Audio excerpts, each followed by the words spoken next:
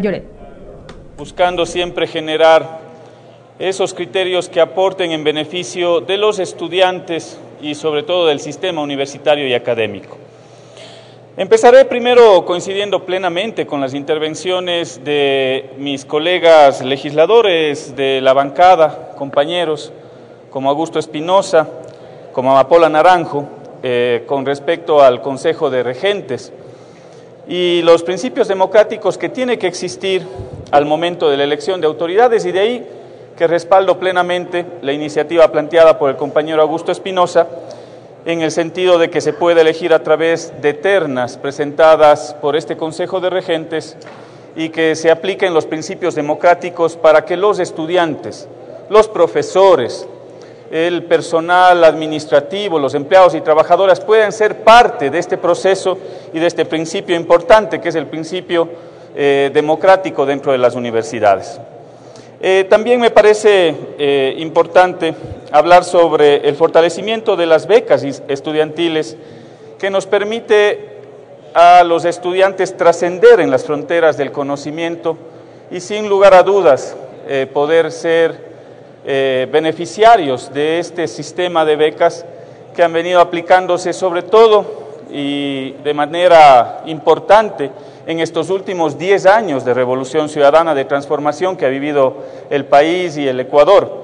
Y es así, algunos datos que me parece que debo decirlos en este pleno, sobre todo porque he escuchado algunas intervenciones criticando el modelo que se ha llevado adelante durante los últimos años.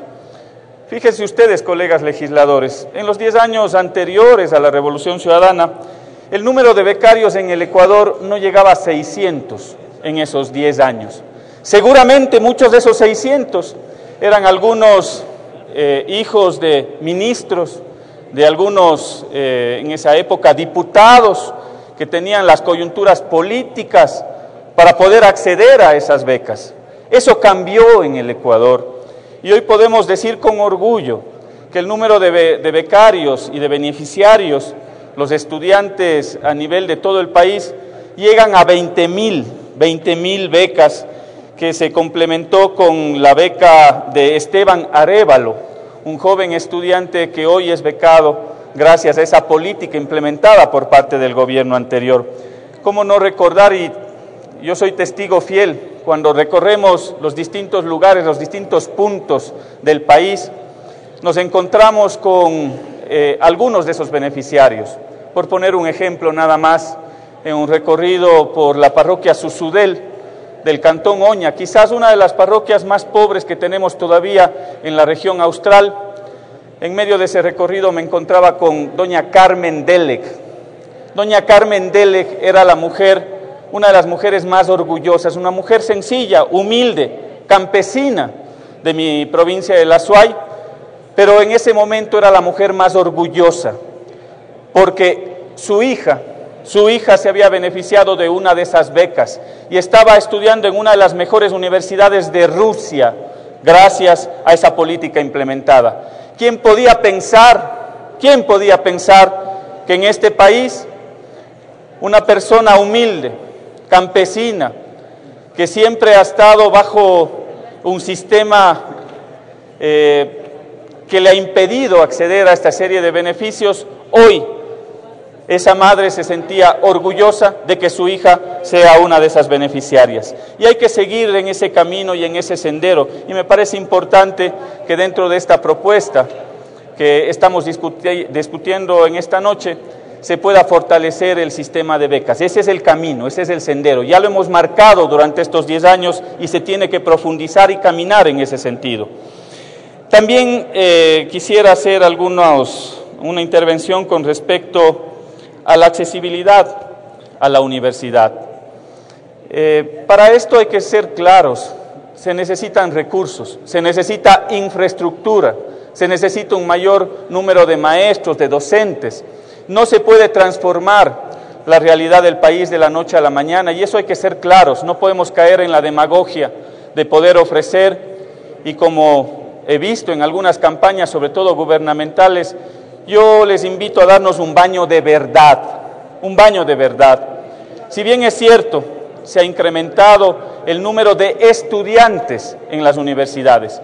Pero ¿dónde está ese número de estudiantes? Precisamente en esos cursos de nivelación. Yo les pongo el ejemplo. Ayer conversaba con el señor rector de la Universidad de Cuenca y me daba algunas cifras que reflejan esa realidad. En la Universidad de Cuenca se abrieron en este ciclo 2.361 plazas o cursos de nivelación. Por supuesto, eso asoma en las estadísticas del gobierno nacional como si se hubiese ampliado el acceso a una carrera universitaria. No nos engañemos, démonos un baño de verdad. Lo que se ha dado es un curso de nivelación, Si ustedes revisan la capacidad, por ejemplo, de la Universidad de Cuenca, en los últimos 2 años, pese a un esfuerzo enorme de las autoridades de este plantel universitario, la capacidad pasó de 14.500 estudiantes a 15.600 estudiantes, es decir, alrededor de 1.100 en 2 años, gracias a esos esfuerzos. Por lo tanto, es necesario decirle la verdad al país, a los estudiantes, y también tener las cifras claras al momento de comunicar a los ecuatorianos, a los ciudadanos. Claro que se ha incrementado el número de estudiantes, pero 2.000 en el caso de 2.361 en el caso de esta universidad corresponden a un curso de nivelación. El tema de fondo, el tema del número de estudiantes, todavía no lo hemos logrado resolver a nivel de accesibilidad a las carreras universitarias. Y eso seguramente tendremos que seguirlo discutiendo y tratando a través no solo de reformas a la ley, sino de una adecuada política pública que permita empoderar a esas universidades y sobre todo la asignación y la priorización de esos recursos que permita ampliar esa infraestructura educativa y el número de profesores, maestros, la oferta académica que también es importante. Quiero hacer algunos aportes, señora presidenta, con respecto a esta propuesta de reformatoria a la Ley Orgánica de Educación Superior. Son propuestas de forma que se tienen que revisar las comillas, entre comillas, los puntos, la puntuación en el artículo 4, en el artículo 15, y también he planteado una propuesta que tiene relación con la devolución del impuesto al valor agregado IVA. Le he planteado a la presidenta de la comisión que se modifiquen los numerales de la reforma conforme el numeral N y el numeral ñ, y también en la aplicación del literal M, que se añada como disposición general 24ª la siguiente: que el servicio de rentas internas o quien haga sus veces notificará al ente rector de las finanzas públicas los valores que por concepto de devolución del impuesto al valor agregado, IVA, tuvieran derecho las universidades y escuelas politécnicas conforme la ley. Estos recursos deberán ser asignados al inicio de cada ejercicio fiscal. Es importante recuperar esos valores de IVA que ha pagado la universidad. En el caso, solo en el ejemplo de la Universidad de Cuenca, hay valores pendientes por cerca de 9 millones de dólares en lo que tiene que ver con devolución de IVA.